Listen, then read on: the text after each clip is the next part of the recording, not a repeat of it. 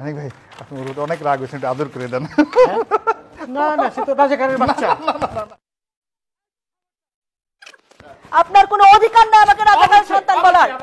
আমি একটা মুক্তিযোদ্ধা পরিবারের সন্তান। আপনি আমার সাথে আপনার কোনো অধিকার নেই আমাকে রাজাকারের বাচ্চা বলার। 100 ভাগ আছে। আমি একটা মুক্তিযোদ্ধা পরিবারের সন্তান। আপনি রাজাকারের কথা বলেছেন। আপনি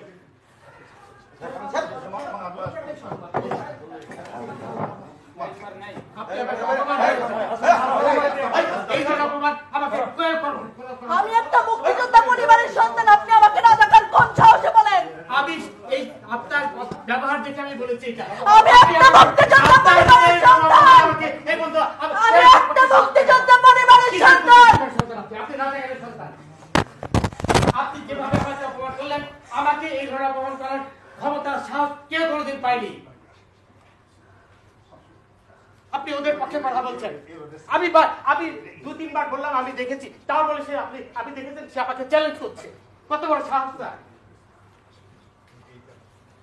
আমার কথা বলে আবার আপনি উপস্থাপনা শেষে এটা বলতে পারেন।